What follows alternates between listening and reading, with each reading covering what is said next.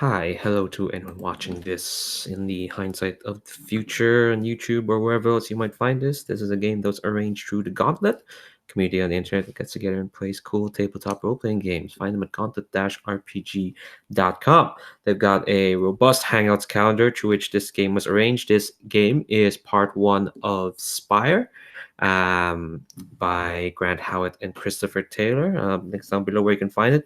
We are using the scenario, the Sulphurous presses, which can be found in the most recent release, the Strata source book. Basically, Spire is usually about being, revolutionaries, drow elf revolutionaries against this hideous elfir society in this weird, crazy, stark industrial fantasy mage punk city known as Spire. But for this scenario, we are going to try and fight back against elfir society using the power of the pen. Being, media folk, journalists, that sort of thing. And I can say those words with contempt. I do have a journalism degree, so I know what I'm talking about. Let's kind of introduce players and their characters just briefly. I should introduce myself. My name's Leandro. I use he, him pronouns. Yes, I do have a journalism degree. Yes, that's kind of influenced why I want to run this scenario. No, I will not be bitter about most things. No, I won't be. No, it's fine. I know some folks who still work as journalists, all lovely folk. It's just anyway. Let's go with the order of the character keeper. Introduce yourselves and then your characters. We'll start with our idol. That's me. I'm Scott, he, him. I'm playing Camille, she, her, and she is the idol character type or class, and she's a cartoonist. Draws a lovely, very melodramatic serial cartoon, which is among the reasons that she's been brought in to work on this new newspaper that we'll be discussing shortly. I may be slow playing because I've got one hand, so if I've got, and I use a single screen laptop, so anytime, just a warning for my fellow players. But that's just me. No worries. We'll we'll keep pace. And again, if folks need to ask questions at any time, feel free to do so. Up next on the character keeper, I wish anyone who's watching this could see this picture of this character. But David, tell us all about yourself and our Vermissian sage. Hi, yeah, my name's David. I use he, him pronouns. I'm based here in the UK. I am playing this evening Montpellier, the Vermissian sage. So for those of you who aren't familiar with Spire, the Vermissian is an underground train network come portal to hell, which has a big library built in it because, hey, why not build a big library in your train hell? He is he used to work as a spy for one of the Elfir lords. He takes a certain deal of pleasure in exposing people's secrets, in digging up people's secrets, exposing them and seeing them ruined. That's his largely his motivation for getting into journalism. Sure. Up next, Robbie, tell us about our inksmith. My name is Robbie. I use he, him pronouns. I'm playing Vellurion, who is an inksmith. And this is a character that was not part of the core rules, but was part of a addition to Spire. The inksmith is a sensational journalist, and Vellurion definitely is not looking for personal fame, but really has enjoyed watching what some of his stories have been able to do and the kind of reaction that they have received. The inksmith, I think, is also kind of should be thought of as something of a magician as well, that there's something kind of magical and mysterious sometimes about the way that these stories can operate on large groups of people. Yeah, magic in Spire can often be woolly and incredibly unruly. Did not mean that to rhyme. And last but not least, Slavik, tell us about yourself and your mask. Hi, I'm Slavik. I use he, him pronouns. I live in the UK, and tonight I'll be playing Dot, the masked ex-agent. Dot is a person who was always a servant to someone, not really living their own life, but rather living for others. And through his previous relationship with Vellurion, um, Dot discovered that the information that are being thrown around in the rooms where he's polishing the silvers or sweeping the floor are almost a gift, way more valuable than anything he's ever done in their life. So now Dot helps the ministry, provides information for people and they pose as a servant for, and Dot has a new life now. That's really cool. Hopefully they do well in their new life. All right. So before we jump into the game proper, let's talk about safety. I just want to make sure we have that conversation before we do anything. I remind folks we have lines and veils. They're in the character keeper. Separate tab. Lines are things that won't show up in the fiction at all. They won't be crossed. Not interested in that. Veils are things that can happen in fiction, but we're not going to concentrate on it. We will pan the camera or just fast forward over it, so to speak. We're also using the X card. So basically, if we roll into a scene that makes folks uncomfortable for any reason, and it could be any reason, that's fine. You can say you want to X card that either on the screen or on the chat or on the roll for your party. There's a button there.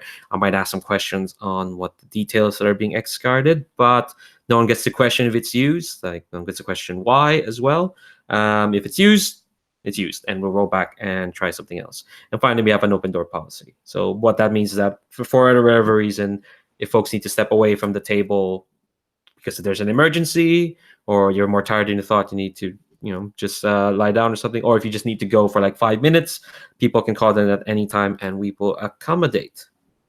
All right, so the Sulphurous presses. So there's a place in Spire called the Works. It's kind of like the industrial heart of the city, and it's ripe. Pollution, heat, and desperation, well, they make a stinking cocktail. The screech of industry, it barely obscures cries of despair. Drow workers are ruthlessly exploited by the Alfir establishment, and gutterkin are despised by all. I imagine gutterkin as like gnomes, but more like rats, rat gnome people. Lovely folks, but obviously Alfir look down on them because Alfir are jerks. For the press, though, this wretchedness is just local color. Publishers exalt the oppressive Alfir regime, denigrate the Drow as foolish children, and condemn the rest as degenerates. Of course, the ministry, seeing all that what the publishers can do, they want to co-opt that power of the press. So that's what you're here to do. So you're kind of here to defeat rival publications, founding a paper, building up its circulation until it gains dominance as a de facto source of info in the city.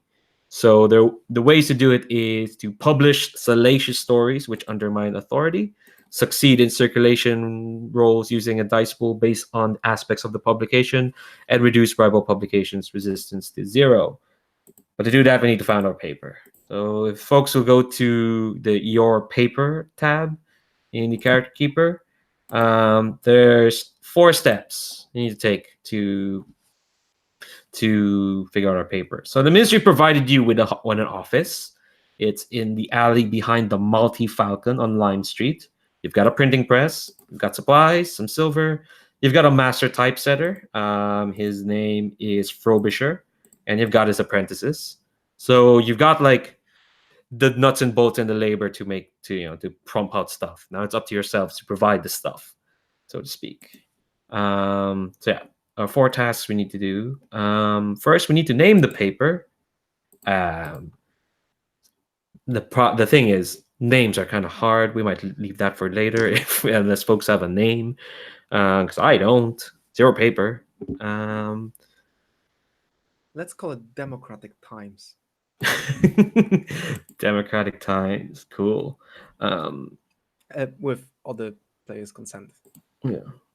The only suggestions they have here in the paper is in the Strata source book is encourage the players to discuss and agree among themselves what the paper should be called. Make it a name to be feared. That's their only suggestion. Then probably not that.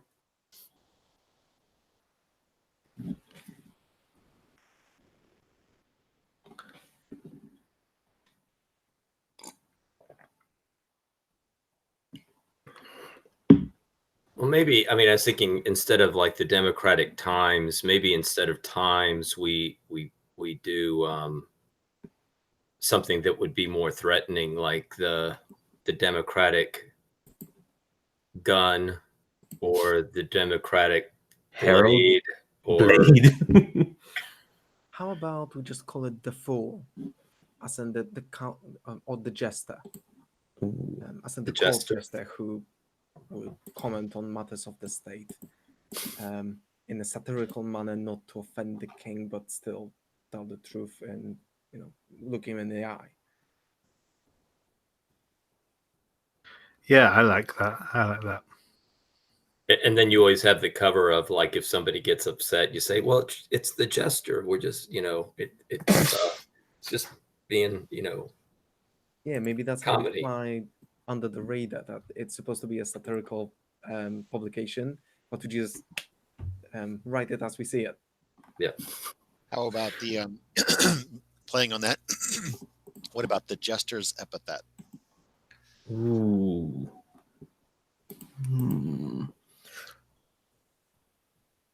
Yeah, it's your paper, but it seems like everyone's fond of that idea.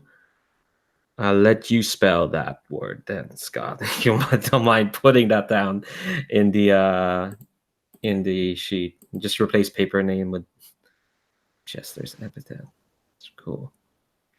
All right. Next stage is to design a logo. Don't have time for that, I think. We'll come back to that. Or describe a logo. We don't have to design it, but like it's like have a description of what logo. I like it written here in the source book. It's like it really assumes you're playing this IRL. It says, "Oh, draw this on your index card and put it in your hat bands." That's your press hats now. Unfortunately, do I have a hat? No, I don't have a hat like that. Shame. I think I gave it away. I gave it away to a journalist. Actually, that's what happened. Yeah. Yeah, I quite like the idea of just like a Jester, like the sort of classic Jester's face and 3-pointed hat, maybe like winking or something. Yeah, it's nice and simple. So am I writing that down? Oh.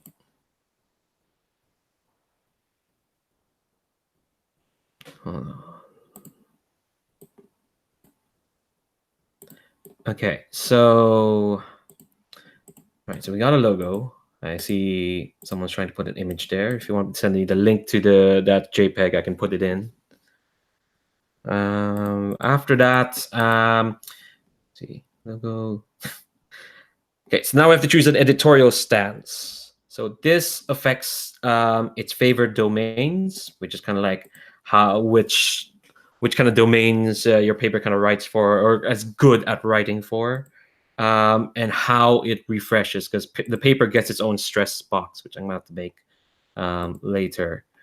So we've got 4 editorial stances. We've got balanced, which is, it is what it is. It's, balanced is just a typical broadsheet. Glossy, which is, magazine type, a bit more high end. High-minded, which is more, journals, like peer-reviewed stuff, like science magazines, that sort of thing. Or satirical, which I think is kind of like what we were going for. What if we went for glossy and only claimed it's satirical? How terribly subversive of you. let me see what do I do. I'm just glossy. Yeah. So when you glossy, your publication refreshes show the ugly side of the beautiful people of Spire. So it fits definitely what you're What you're are the other proposing. refreshes? Ooh, actually, let's go through those. Yeah. For balance is in print, expose how your opponents think. Glossy, we just mentioned. High-minded is publish a reasoned rebuttal of an accepted position. Okay. And satirical is a scathing examination of the absurdity of the authorities.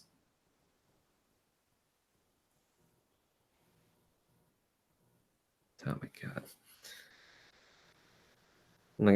Like David, even if you make Drow and a Winter, the thing is you all trade who's going to be editor as we play. So no one just gets to be the editor.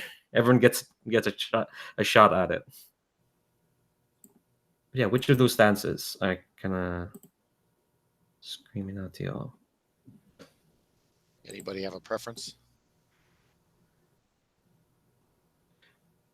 I don't, but I don't think it would be very fun to play a high-minded one. It does sound kind of stuffy, doesn't it? Yeah, kind of like either glossy or satirical. Yes, satirical sounds kind of appropriate, I think. How about you, Robbie? What do you think? Yeah, I think either one works. I mean, it's both of them do sound somewhat satirical.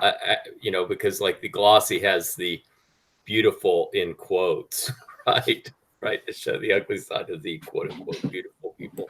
So either one I think is fine. Cool.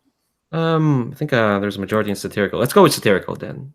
It's just like, you are what you are. You're a jester, pointing out flaws in society. All right, so it's kind of like your list of favorite domains. You're gonna choose 2 of those.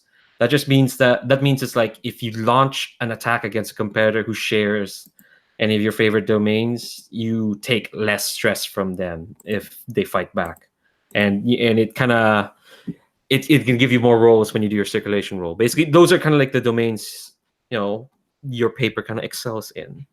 So we've got order, high society, religion, or technology. Order is basically like the authorities, the police, so to speak.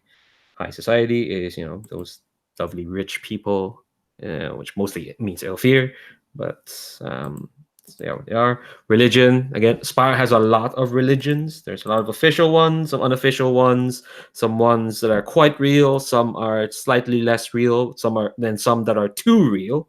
But religion's a big thing in Spire. And technology. It's not as big as religion, although there are some religious techno weirdos in Spire. But yeah, technology is how that kind of stuff works. So, which are the 2 favorite domains you think fits your paper? The one that seems to fit the least, I think, is technology. I mean, if we're going after the authorities, I think it would be those other 3 that would be most applicable. Yeah, I tend to say order and high society, but I'm open to negotiation on that. I like that. That was my idea as well. Yeah, I'd be happy with that. Cool. All right. So order and high society, and you can take on more favored domains when you vanquish your rival publications. You basically take in their favorite domain. All right. So the very last thing is advances, because your paper also gets those advances. You get let me see how many for the start. I think 2 terribly. Okay, you start with 1 low advance. As you defeat competing publications, more advances can be taken from the list. So yeah, look through those low advances and see which ones you're interested in having.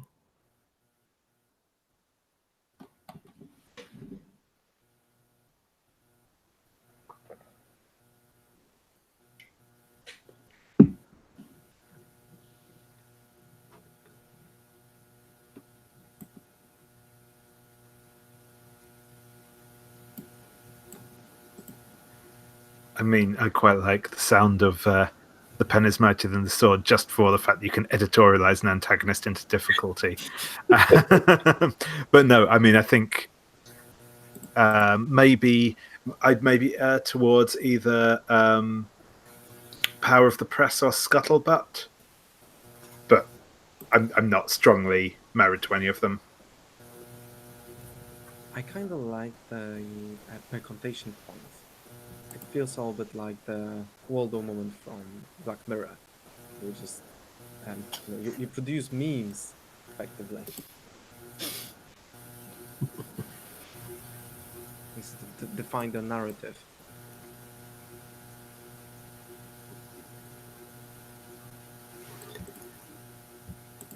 I get that right. I actually don't have a strong preference. What about you, Robbie?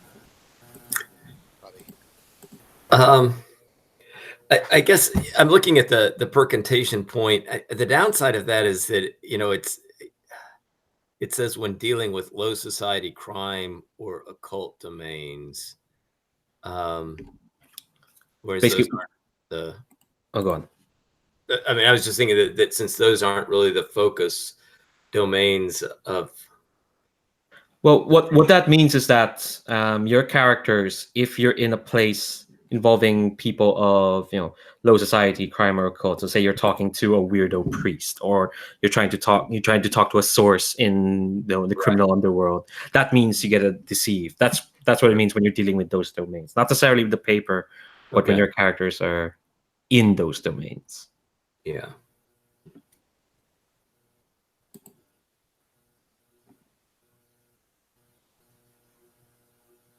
Yeah. I'm not married to it. If you don't feel it, then I'm happy to drop it. All of them are quite good, actually. Yeah.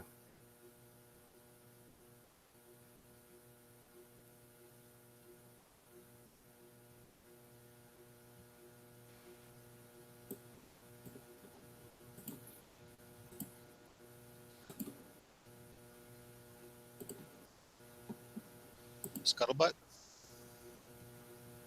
Folks like that one? All right. If someone's making a choice, yeah, let's go with that. How many do we get?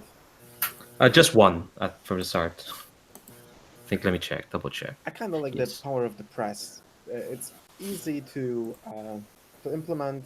Don't have to think too much about it. Just, when someone tries to stop you, you pull your press card. Yeah, All right, let's do that. I'm good with that. Everybody else? Yeah. All right. Just copy paste that. There we go. Shite. All right. Interesting thing. Okay. Now let me double check, see if is there absolutely anything else? No, I think you have set up a newspaper. Okay. So here's the opening scene, because the thing with these scenarios is they do come in an opening scene. And this one is quite simple. I think probably like once you've settled in and folks are kind of know, hey, there's a new newspaper coming in, the Jester's Epitaph. The ministry has provided you with your funds, as mentioned. You've got a printing press, you've got a crew to work those, you've got some silver, you've got an office, all that stuff. What the ministry also gets you are some invitations to what's called the Grand Pageant of Commerce, which it opens tonight with a reception at the Selenite Palace. It's this edifice of water-clear crystals. It's an exhibition hosted by the Chamber of Commerce, and it's there to celebrate their industrial might. Basically, the attendees are mainly, wealthy people. Elfir, drow, humans. They're various lick spittles. They're hangers-on. They're those who kind of like patronage the works. They mingle, they preen, and they boast, and all that. And obviously, all the folks who kind of own your rival publications, they're all going to be there. And the ministry has been kind enough to get you all a invitation just so you can scope out the competition. So I'm going to ask two things from each of you. First, let's paint the scene a bit, and because as it says here, this is an exhibition of the Chamber of Commerce. So all about celebrating their technologies and their industries, all the cool stuff they do. And honestly, Spire may feel like it's a lived-in place, but feel free to make up whatever. But I want to ask a detail from each of you of what's being showed on this exhibition. Weird magic, industrial stuff. We've synthesized the essence of necromantic rotting bodies into fuel, which is basically what oil is anyway. Um, that sort of thing. Everyone has one detail what they're showing off. There's a water fountain here that's flowing upwards instead of down with gravity. God.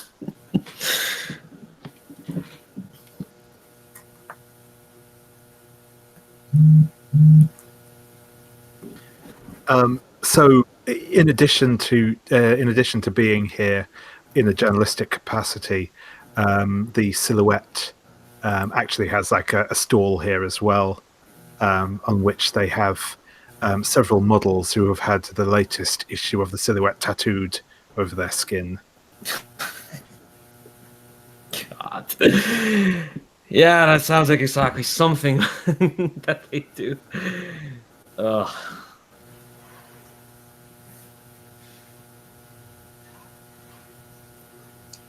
So there's a new military advancement, a carriage for Elfir officers, outfitted with the best security possible and all the luxurious trim that you can imagine.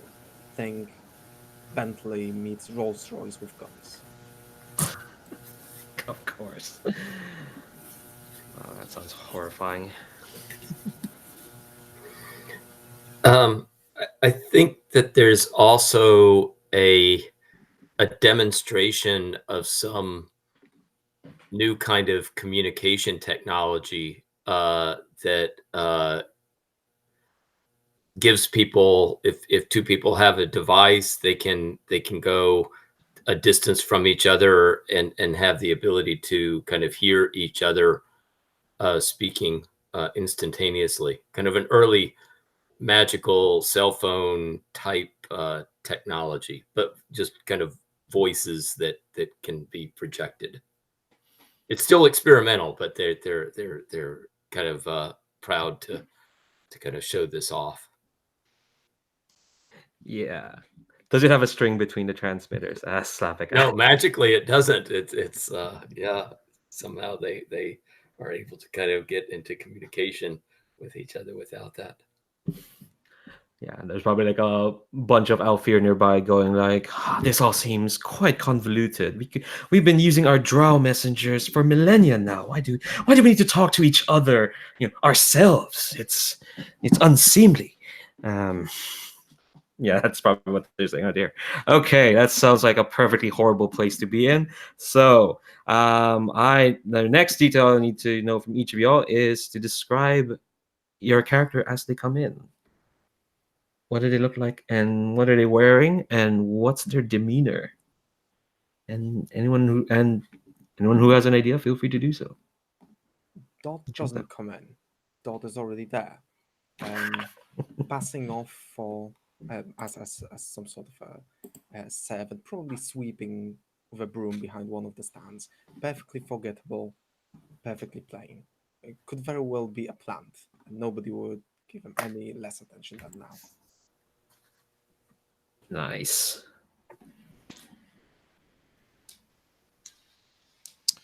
And Camille is wearing a long floor-length white dress. Perfectly matches her hair. And I think that's it. And it's cut just so to highlight the body art that she has. Nice. All right. I think Vellurion is wearing a very nicely tailored suit with a kind of silver sheen to it. I think, Vellurion, having worked as the personal assistant of a wealthy philanthropist, feels somewhat in his element coming into this place. I mean, this is not the first type of gathering of this sort that I think he's been to.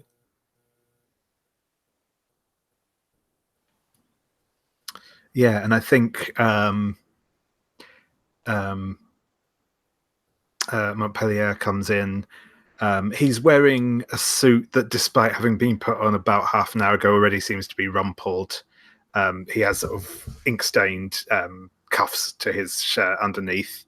And he, within seconds of entering the building, he's somehow picked up 2 sandwiches and a glass of champagne, and begins to sort of circulate amongst the various stalls. Nice. All right. So here's a thing I'm going to add as well. Like I said, all your rival publications, their owners, sometimes their owners slash only correspondent, are in this party. If you want to like just see where they are, just tell me which publication, and I'll point you towards them, whoever you want to interact with in this like hall. Unless you want to interact with each other, in which case, yeah, just find each other. It's fine. It's a party. No, nothing untoward is happening. No one does grand poisonings anymore. And besides the Chamber of Commerce, or they're too fuddy-duddy for that sort of thing. So it's relatively safe. But yeah, if you want to like see who owns what publication, just say which one, and I'll point you towards their direction.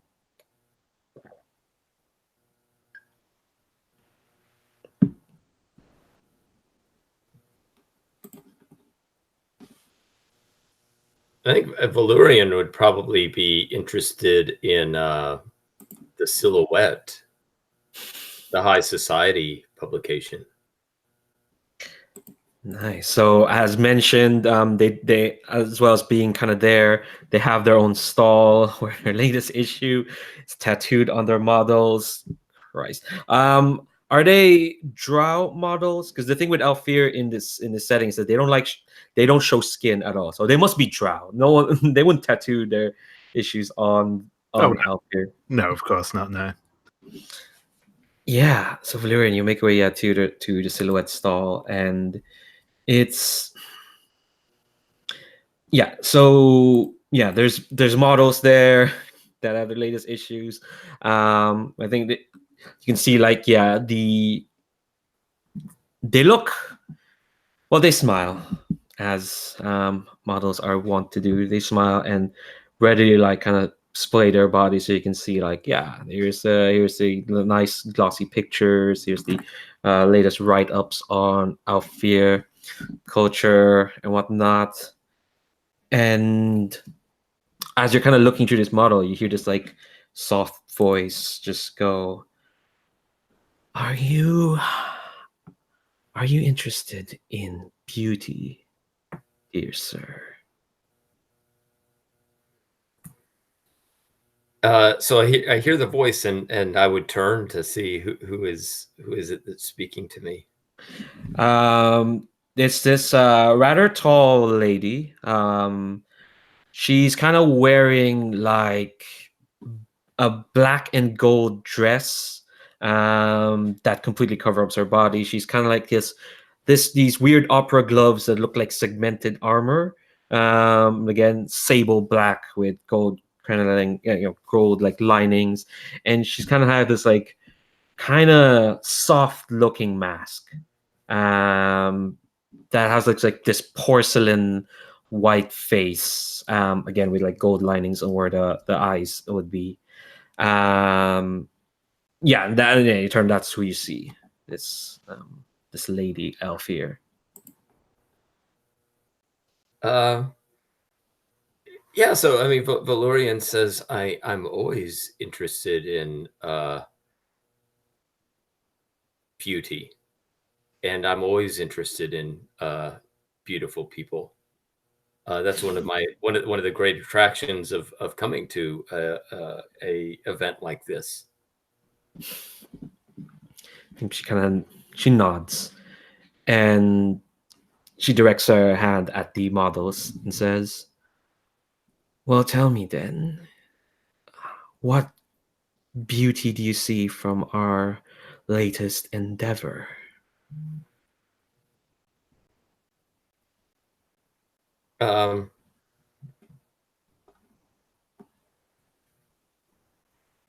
Well, I imagine that as an inksmith, I would have I would regularly kind of at least thumb through the magazine, and so I would probably mention like the latest issue. Oh, that fashion expose that you did on the latest line of designer masks was just fantastic.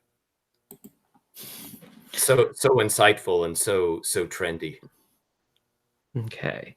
I think I'm going to ask for a roll here, and what the roll is going to determine is basically like just how chummy she might be with you. So we get to see how rolls work here in Spire. Okay. So to do this, roll for a party. The link is in the character tab. It's in between skills and domains and refresh. So what we do is we're gonna build a dice pool of d10s. First, you start with 1 for luck, and then you add another one if you have the relevant skill. If you have a skill relevant to the situation, which case it looks like you do. Vellurion, you've got compel. You're kind of like schmoozing with this lady. Sounds right? Yes. And you can get a third one if you've got the appropriate domain. I don't think you do. And you can get another one if you roll with mastery. Now that means a multitude of things. It could be a move or it could be a knack. You've got that knack right now. Knows how to drop the right names. That's clearly what you're doing, right? Mm-hmm. Yeah, I mean, I would I guess try to with that. While I'm mentioning, I would have the names of some famous designers of masks that I could use to indicate that I know what I'm talking about. Nice. All right. So that's 3d10 then. So you're gonna roll 3d10 and take the highest.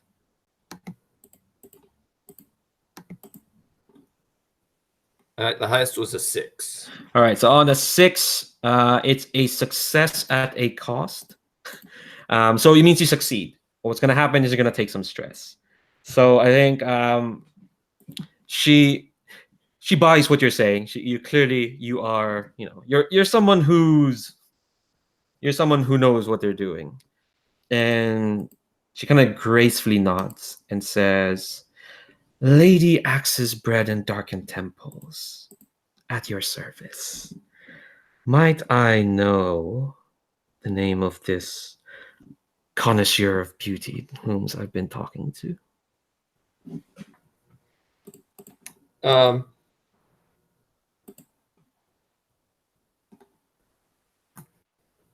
So wants to know my name. I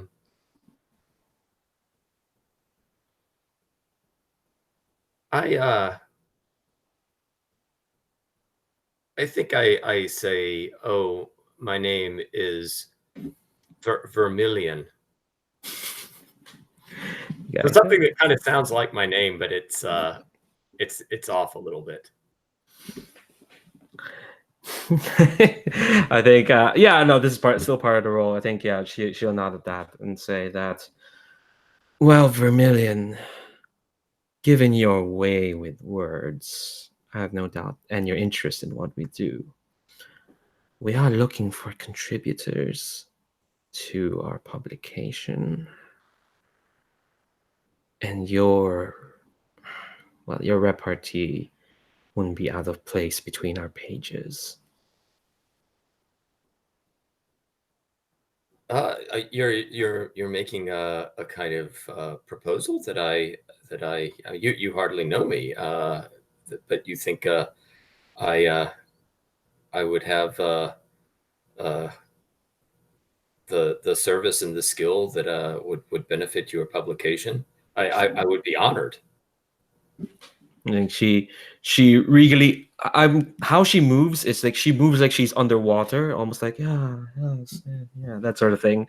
And so she gives you another regal nod and say, I'd like to think I have a good eye as to where beauty and quality comes from, and I see quite a bit from you.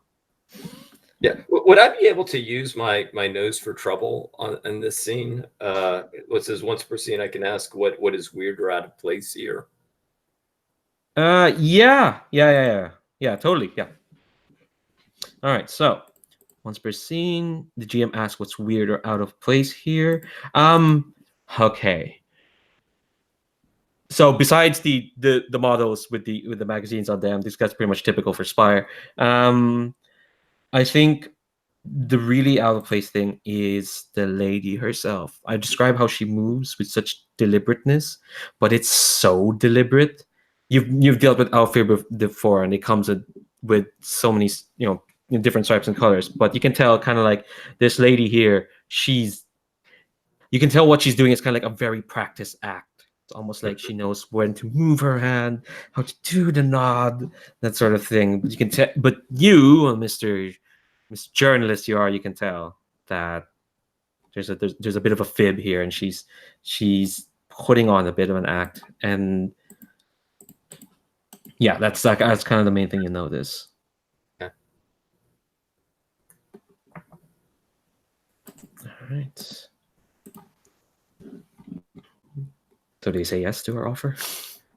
Yeah, I think I would keep the ball rolling on that and say, yeah, I would be kind of excited to, that everybody knows about your publication. I mean, who wouldn't want to kind of be employed or have the opportunity to publish? I think you can't see her smile because she's wearing the mask, but you kind of like feel that as she kind of like cocks her head as if like to say, I'm smiling. And she says, well, I hope for a many splendored partnership between ourselves, Mr. Vermilion.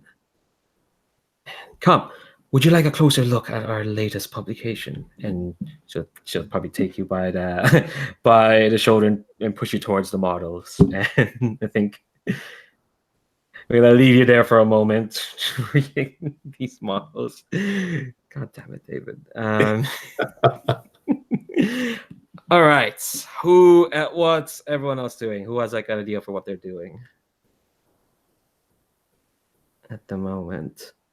And again, if you want to like meet like other publications, the thing you should be doing here is trying to find scuttlebutt, so to speak, trying to sniff out something you could use against your rival publications.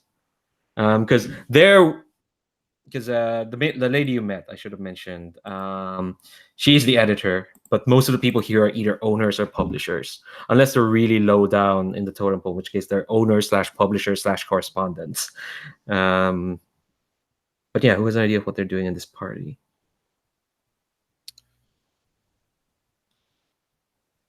I think I would like to do some distraction for Dot and Montpellier. So I'm going to attract a crowd around me using my life and soul of the party, and I start telling anecdotes about. Let's see, this is a high society party, so I'm telling anecdotes about crazy things that my fans have said or done, or even the things that they've sent me, the stories that they've told about my characters, and I'm trying to give Dot and Montpellier, sorry, an opening to gather some gossip unseen. Yeah, I think because you're kind of already in a party, this mini gathering you created, it ripples throughout this entire pageant. So your anecdotes are getting passed around. Suddenly people are just like in a very light mood, and they're passing on like, have you heard of what of what poor lady Miss Camille have had to deal with. One time, one of her fans sent her, 80 pounds worth of crushed beetle wings as an offering to her. It's quite ridiculous. Well, I've heard that, and I think this will encompass kind of like the pageant as you're kind of spreading your life and soul. So what that means is that, when people try to persuade, deceive, or distract actions, they'll get like an extra die. They get mastery throughout this party. But so you're kind of at the center. Well, that means like people will notice who's, important people will notice. Probably the less so are kind of like swarming, going towards They're the you. ones on the outskirts, or the important people are standing off in the right. Yeah. Well, I say important, the suspicious people, let's be honest. Yeah. The more valuable to get information from people. Yeah. But Camille has created a party there, so Montpellier and Dot, you can snoop around with more ease, so to speak. I think I'm going to try and scope out the editor of the Furnace, because that seems like my sort of publication. All right. So I think you see the publisher. He's a very noticeable. I think if you ask around, they'll point out the publisher, and he stands out amongst the Alfear in that he's a bit short. He's unusually short, and even amongst the Alfear crowd, they're kind of a bit standoffish of him. I think he's wearing like this elaborate waistcoat that's like bottle green sort of waistcoat, and he's got these ridiculous extravagant cufflinks with his initials. And as you noticed from the other Alfear names have ridiculous initials. His is SIARM. And that's what his cufflink is, and his mask looks like crushed ice, and as it like just carefully assembled crushed ice of like black and green. And he's okay. Here, I'm going to describe something quite cringy. The life and soul has the effect has kind of gathered around, and he's standing just an inch away from this gaggle, and he's laughing the hardest when they're sharing a joke, as if like to try and just be a part of it. But the other crowd are clearly not noticing him. He's probably holding a champagne flute at the moment as well. The folks you kind of ask around, they point out his name is Spear in a Riverside Meadow, or as his cufflinks say, SIARM.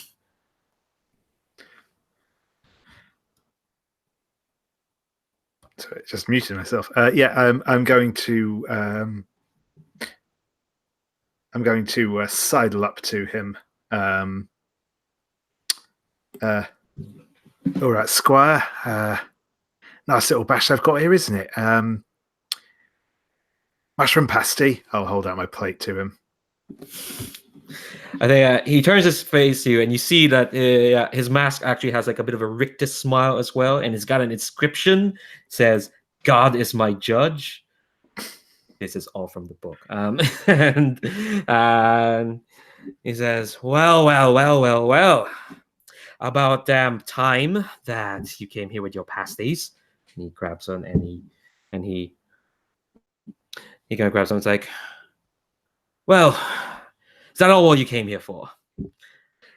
Oh no, I just wanted to say I'm a big fan of your newspaper. It's got all the juiciest details in it. Oh yes, that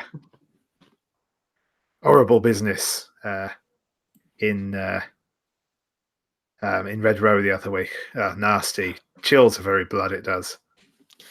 It's absolutely horrifying. And yet, you see all these other hoity-toity sheets here publishing the truth, publishing all the details in all its gory glory. No, you only get that from the furnace. Well, exactly. And of course, and I'm going to kind of lean in conspiratorially. I mean, that's only what you can get away with printing, right? I mean, the things you must be able to tell me, the ones that, you know, have to stay off the bit, so I'm sure they curl your very toes. All right, sounds like you're trying to like get Winkle information out of him. Yeah. All right. Okay, so yeah, D10 for luck. You got compel. That's grand.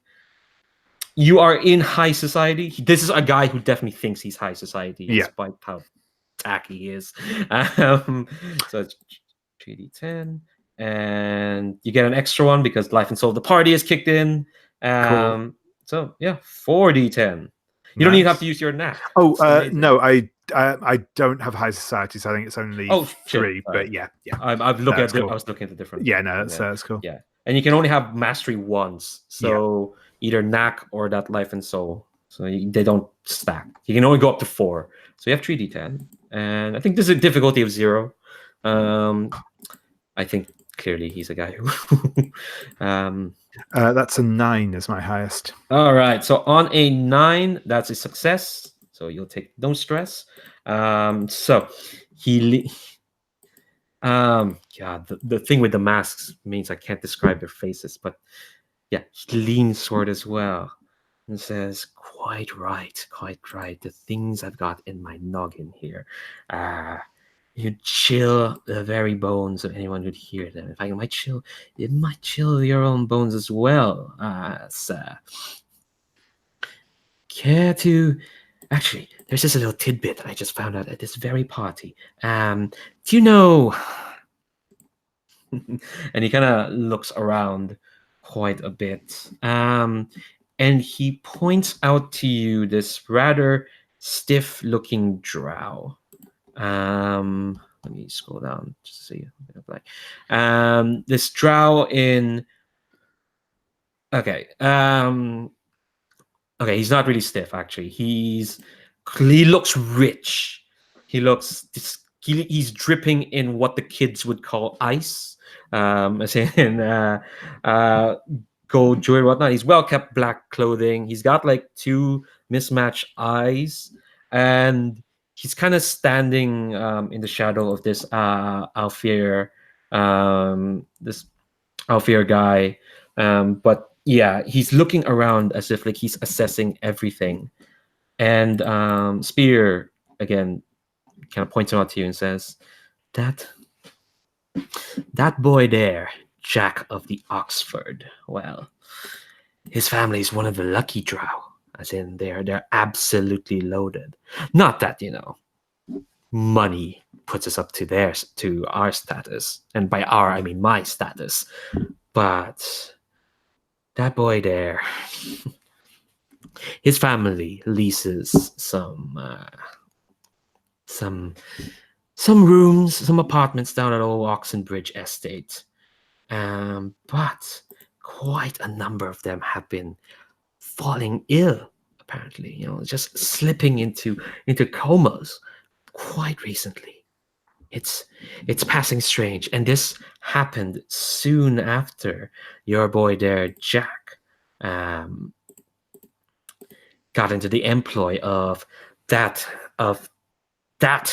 and he gets, his voice kind of gets a bit angry. That tosser over there, and he points to the Alfir that Jack is shadowing.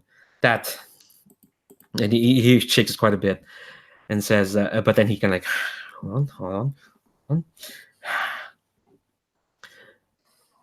If you ask me, there's some ripe goings on there, and one just needs a foothold on either Jack or his boy there. What's his name? Shunnock. That boy there is the publisher of the Torch, and suddenly, as soon as these like rash illnesses are happening, suddenly he's got employ one of the richest drow in the city. What's up with that? What's up with that? And I think as he's kind of talking, his kind of coat kind of opens a bit, and you see that he's got a tonic in his coat pocket. It's it's Dr. Salamander's Newt extract and energizing tonic. It's something that folks in the denizens like to use a lot to remain awake for hours, even for days. It's it's low-born drugs, so to speak. Not Sure. something an Alfir should have or use, really. Cool. Yeah, awesome. I think what I'm going to do at this point is I'm going to use one of my moves, which is find connection. So I think that there's definitely a connection between this guy and the publisher of the Torch, and I wonder what that is. Oh, nice. So let me tell you more about the publisher of the Torch. His name is. I'll note down these NPC names later because they are long, and I'll put them in the tab. There's a tab for NPCs, but this one's name is. The publisher of the Torch his name is Shunnock Scent of Oak Trees. The big thing you notice when you see him is that he's got a mechanical arm. And it's like Spire tech. It looks sleek, but it's black and a bit jagged. It's clearly human make. That's a big thing you notice. And he wears this green mask fashioned to look like a bearded humanoid, one eyebrow permanently raised. That's what he's wearing right now. Yeah, connection between the two. So I think the main connection is that what kind of like as it kind of glance, and I think as Spear in a riverside meadow is still rambling to you as he's waving this mushroom pasty in your face, that the Shunnock, but nobody else believes this. Shunnock used to work for Spear in the riverside, or Spear, and that this high and mighty publisher of the Torch, who is kind of like is kind of the most powerful paper in Spire at the moment. Yeah, he's Shunnock used to work for Spear, and Spear says that I could tear him down if I want to. It's just that for some reason when they look at this perfectly innocent face, and he points at his mask, which has the smile and the "God is my judge" inscription on it. He says, "When they just wouldn't believe me, but I tell you now, that Shunnock, he came from small times. He came from small places. He wouldn't be anything without me. Nothing at all. He's a charlatan, is what it is. That's the thing. Everyone's a charlatan, sir. Sir, I didn't get your name, but I'm sure it's totally not completely relevant. Everyone's a crook. It's just that he's just a very good one. He's got everyone fooled, but not me, and certainly not you, because I told you all of this because you're terribly smart, and I'm smart enough to know that you're terribly smart. Isn't that correct?" Oh, we're both very, very smart gentlemen, sir. I would not be fooled by that man's deceitful mien for a second. And he taps his head and waits for you to do it, and then you don't, and then he kind of just awkwardly says, "Well, this surely is a night for intrigue, but mark my words, you just need the right story to bring folks like a Shunnock down. If not one story, then two, then three, then 5, then 10. Mark my words. And again, you see the can in his coat. I mark them very well, sir. As I said, I'm sure that he will slip up eventually, and when he does, his disgrace will be monumental. He nods very rapidly. I was like, yeah, I know that, of course. All right. Cut away from that to Dot. Dot, what are you doing? I think I would like to scout out the publisher of the Tassel. Tassel. All right, so let me scroll down my list of NPCs. Oh, this is an interesting one. Okay, so again, party happening, but nobody notices you because you're a mask and you work for these people. You're probably used to not being noticed. People just see you and think, oh, you're just here to collect some plates or some glasses or whatever, some hors d'oeuvres or whatever. And even though you probably don't look busy, but they see you and their eyes just slide over you because you're in your element. The publisher of the tassel, from what you get, is they're standing next to the carriage, actually, the war carriage. They're inspecting it. They're striking in how they kind of stand out because they carry themselves with such deliberateness. This is different from the waviness of the silhouette editor. No, the publisher of the tassel is this. Well, they're wearing this kind of like black patrol jacket with like a high collar. They're standing in front of the war carriage with their hands behind their back, in like a what passes for as relaxed in the military, I guess. But they're quite, they look like they'd be if trouble would happen, they'd be able to take care of it. And you can see like their mask is more like a helmet. They kind of have like a pit helmet in their back, and when you kind of see from your vantage point, their mask is they've got like these two small eyes, but the rest are kind of like depictions of victory, of war, or at least in the Alfear sense. They're like symbols all around it, and yeah, what you know about the tassel, which it says here, yeah, it's about luring people in ivory towers. Even though you probably expected like a researcher or some sort of stuffy scientist. No, this person is clearly a warrior. They're clearly like of the military. This is again, they've got a long name. You've heard of them. This is Surgeon General Dark the Woodland Clearing, or Dark. Yeah, they're surveying this carriage, or she's surveying this carriage, with care, with the deliberacy. So I approach from behind, as a servant must do at all times, and sneakily slip next to Dark's side. Your Excellency, Surgeon General, I speak on behalf of a confused attendant. One of the highborn Alfear demands an explanation of the manner in which this carriage works, but forgive me and forgive the person on behalf of whom I speak.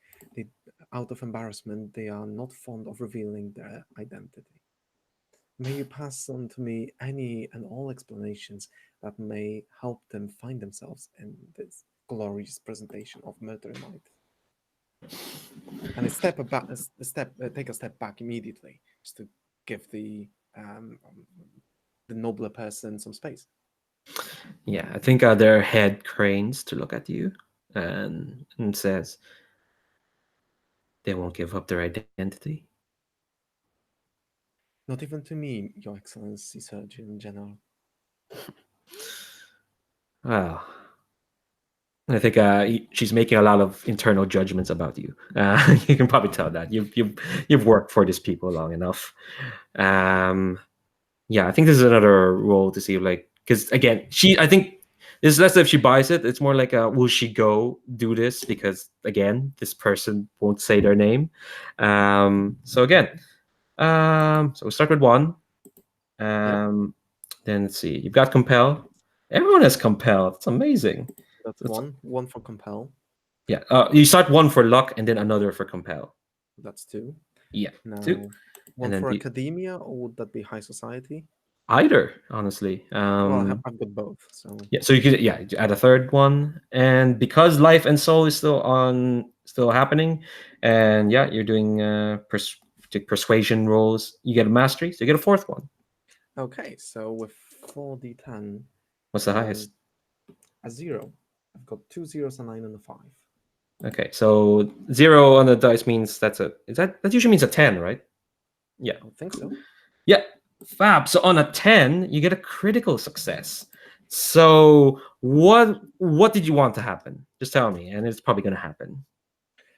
I wanted to hear how the carriage operates and perhaps discover some sort of inadequacy in the way that carriage provides for the entire society.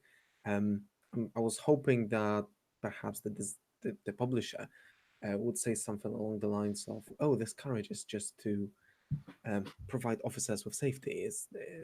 The method of operation is nothing innovative."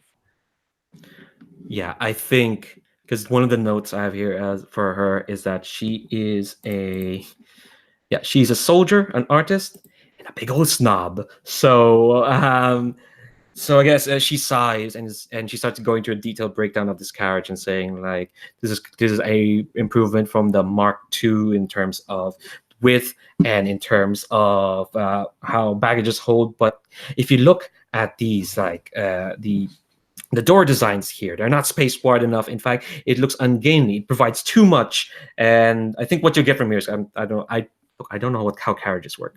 So I think what you're gonna get is she kind of like sighs and gives this very detailed, precise takedown of this carriage, but clearly still filtered through her biases.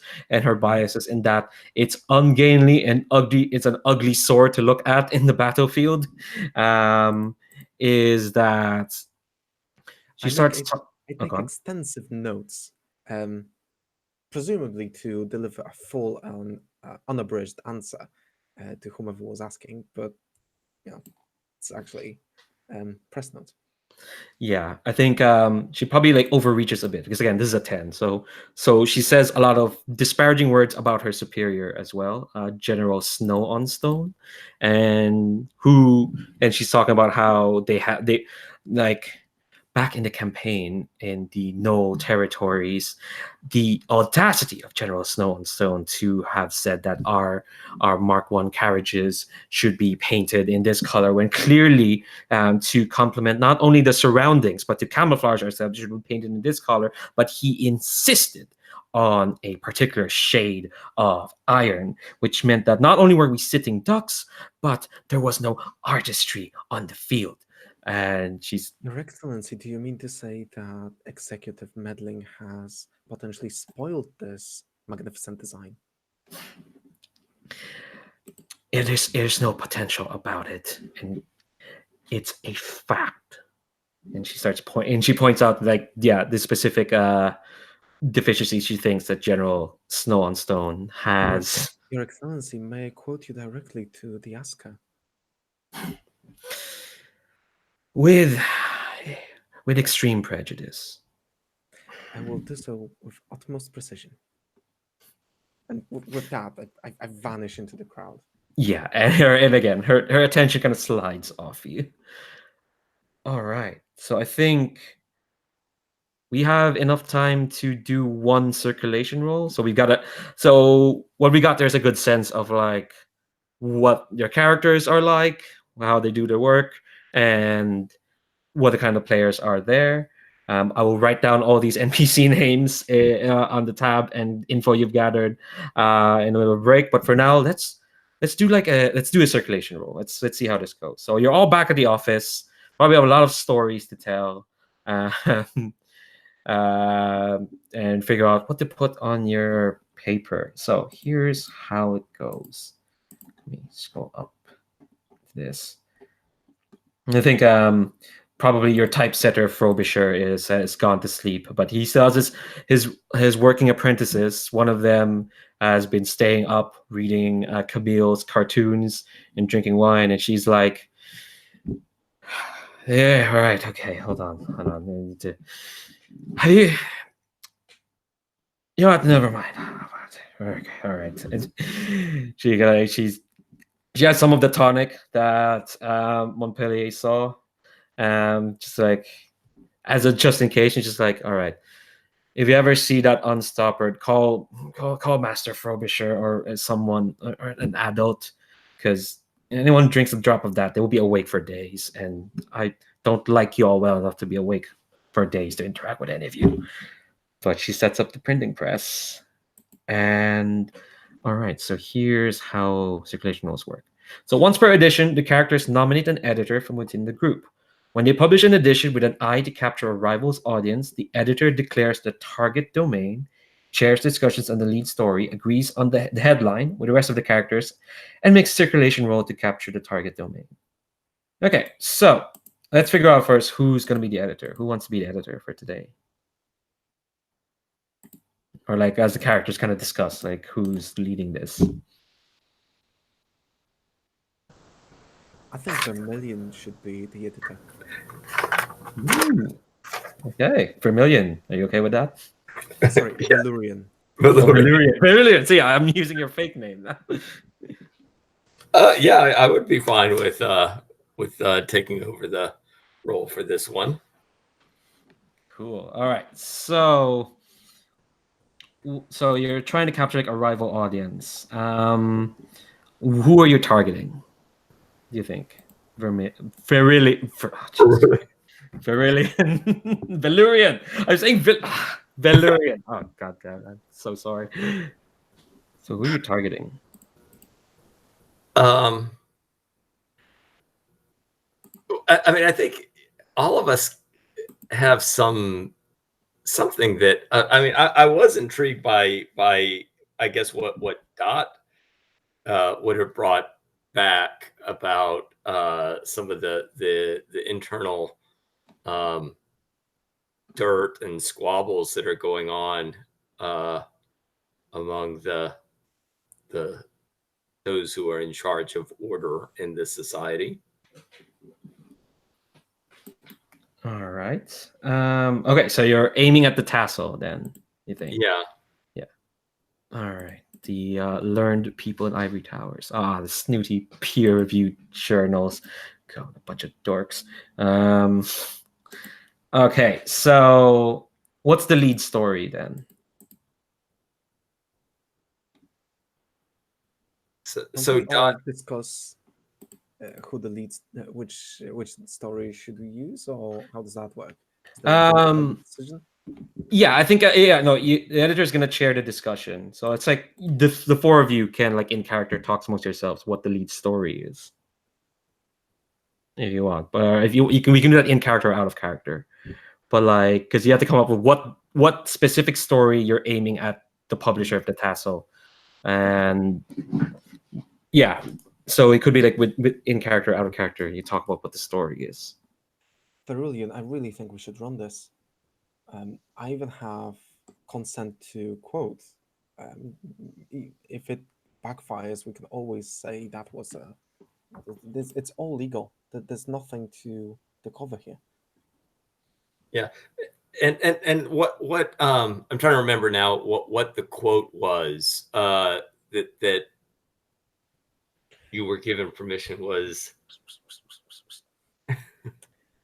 It's that the general chose made questionable choices. Well, the quote is 3 sentences long, but he made questionable choices about the design of the carriage, putting both the military and the prestige of the Elfish society and the functionality of the design at risk out of an ego boo.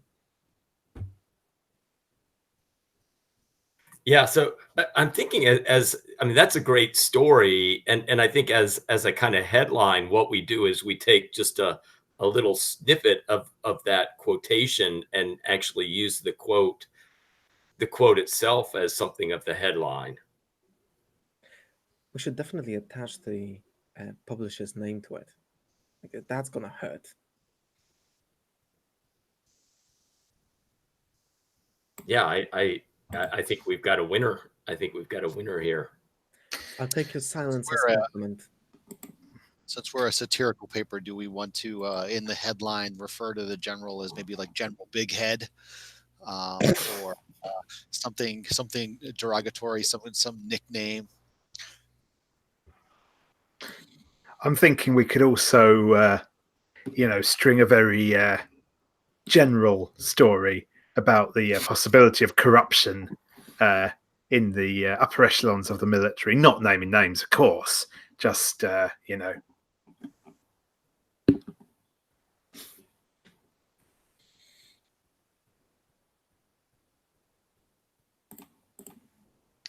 All How right. about this? General's design a complete failure, says Surgeon General. Better yet, General's decision a complete failure, says General. Let the readers figure out who's whom.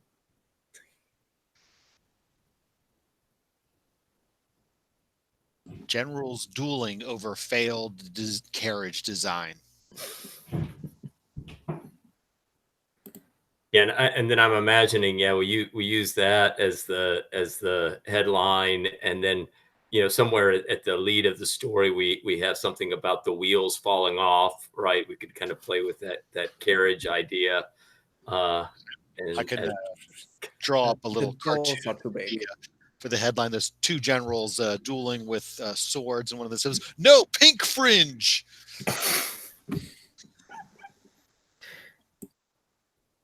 How many generals can fit in a carriage design?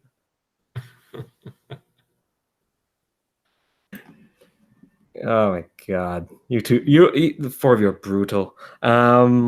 With that, I'm actually giving you the brutal tag because you can. If the headline is sufficiently witty enough, you get a brutal tag, which we'll get to when we roll stress, when we inflict stress on them. So, all right, so we've got a lead story. There's ridiculous spat between the generals over fashion. Jesus Christ. So, editor, you're gonna make the roll, the circulation roll. First, we start at D10 for luck. Then an extra D10 if the lead story fits the target domain. So, do you think the lead story fits this academia domain that the tassel has? It is quite spurious what they're arguing over, and it shows that they're quite petty. Right.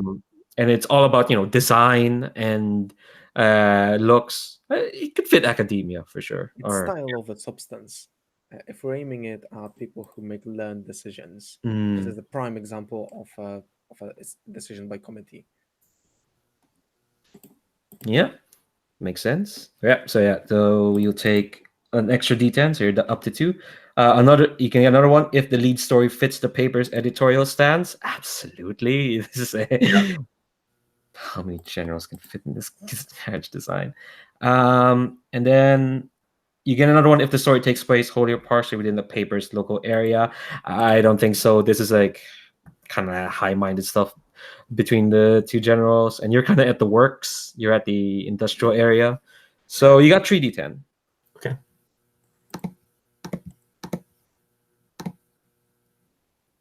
All right. So I got two 10s and a 1. So. All right. Okay. So it's a success. Oh, God. All right. Okay. So that's a success. So you're gonna inflict stress on the rival publication. Let's see. Because it is a critical. Normally, because you only had low circulation, you'll start with a D3 stress. But since it's a critical, you roll a D8. No, a D6. Sorry. And because you have the brutal tag, you're gonna roll a 2d6 and take the highest, because that's what the brutal tag does. That you roll 2 dice and take the highest. And because you rolled a 10, you will take a +1 extra for every 10 you've rolled, so you'll have a +2. Yeah, roll me a 2d6. I got the highest is a 6, so 6. give us 7. 8 total. Holy wow! You've defeated this publication already. Holy crap! Because the tassel only had 8 resistance. Holy shit! Wow!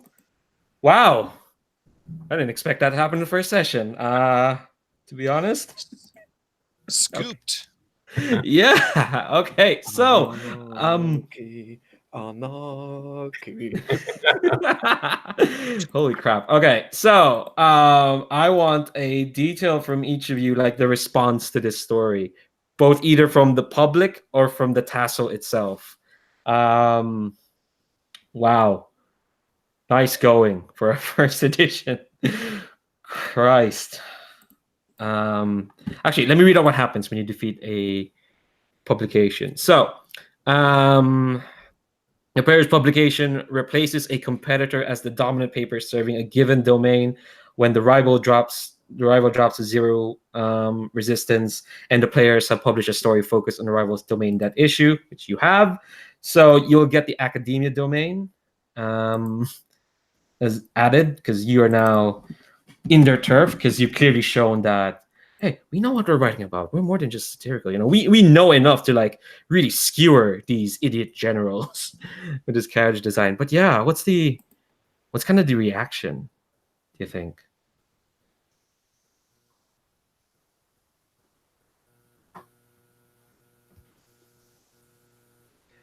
Go ahead. Sure thing. So yeah, Montpellier is in like a common room inside the Vermissian. It's kind of got like the big leather-backed armchairs and fire going, except the fire's probably green and occasionally wanders around the room. But and I think you see a couple of people in there, sort of reading the sort of scoffing at the tassel and putting it aside. And I think we just see then Montpellier just like sweeping a few copies of the tassel off of this table sort of thing, and putting a stack of the Jester's Epitaph in its place. Nice.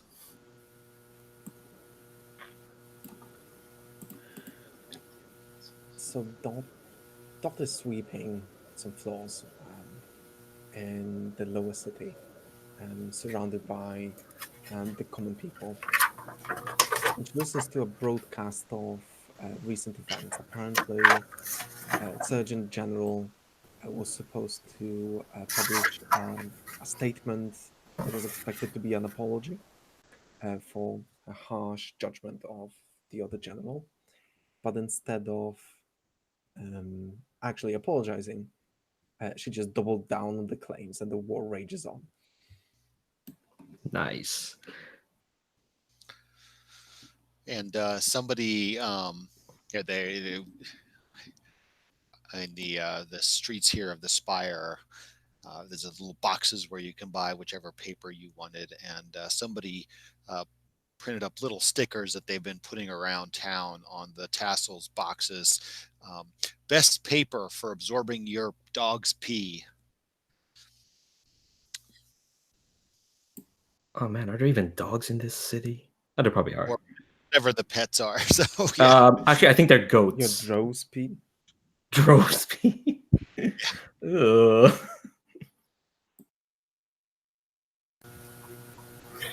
And I could give it a little kind of dark spin that might create extra problems for us down the line. I could imagine that the people who were running the tassel obviously are out of jobs, and they are finding their way into other rival publications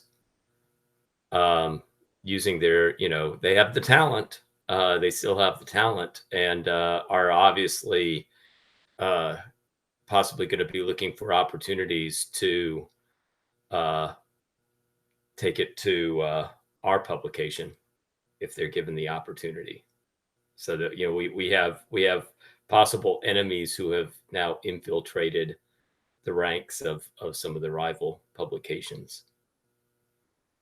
Yeah, I think that's kind of the shot where we'll end today's session, because we're just right on time. What the shot is gonna be like? Yeah, it's cutting back from maybe there's a bit of a celebration in the office, as holy crap, our circulation has gone up, which is probably like, I don't know, cake and drinks and whatnot, and a very tired Julienne in the corner, trying to not fall asleep as she's watching the printing press.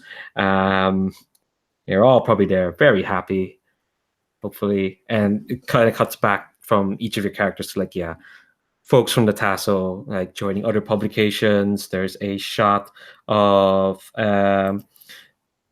Shunnock kind of welcoming folks with trying to be nice and giving them a warm embrace with his weird metal arm, and everyone's looking discomfited. It's like a proper Voldemort hug, and shot back to the party, and then cut back to like, yeah, to Q, where their editor, a Professor Peabody, who is he's not their editor, he's the chairman of their peer review panel. He's a human as well.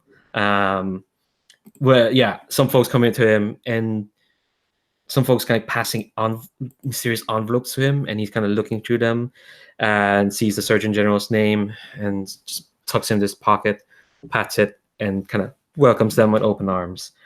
And then, yeah, back to the four of you enjoying your first success.